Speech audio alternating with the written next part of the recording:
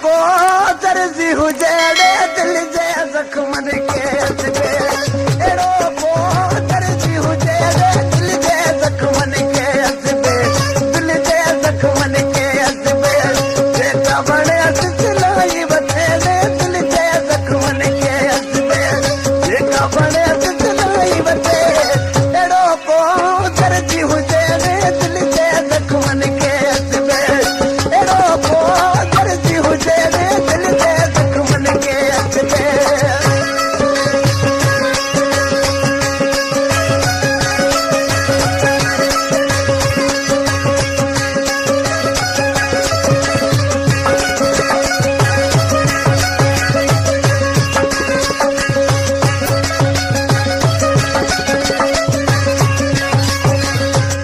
हेड़े नमूने सता कहाने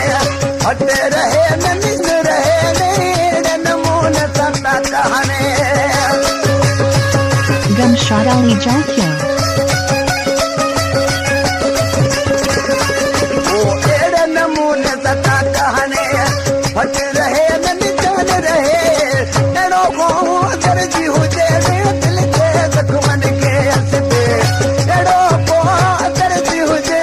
दिल जे जख्मन खे हसबे दिल जे जख्मन खे हसबे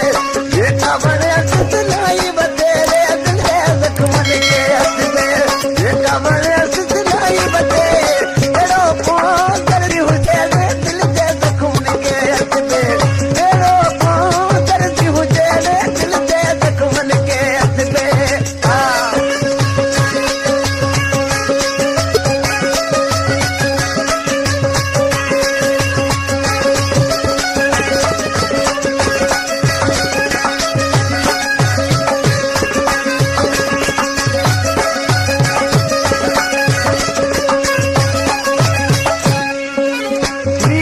हिन नासूर के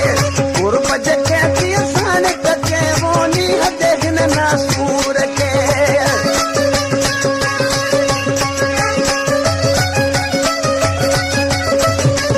ओनी हदे हिन नासूर के कुर्ब जके पियसान कके एड़ो को दर्जी हुजे दिल जे जख्मन खे हसबे एड़ो को दर्जी हुजे दिल जे जख्मन खे हसबे दिल जे जख्मन खे हसबे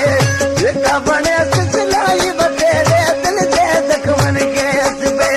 जेका बणे सिलाई वठे एड़ो को दर्जी दिल जे जख्मन खे हसबे एड़ो को दर्जी हुजे दिल जे जख्मन खे हसबे हाय हाय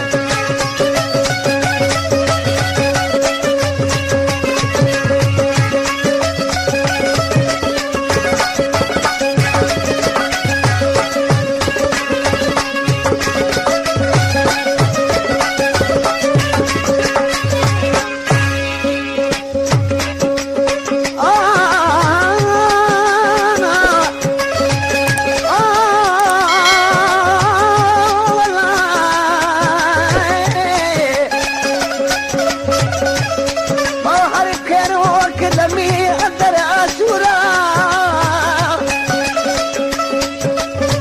हर खेरो खिलमी अंदर आशूरा कामल था खूरा आर बमौला इश्क दा ओ पिता भी शायर प्यार में सलनत जी किस्मत पिटे वो पिता भी शायर प्यार में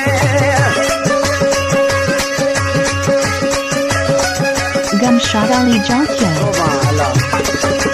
पिता भी शायर प्यार में चलन कजी किस्मत पिटे एड़ो को दर्द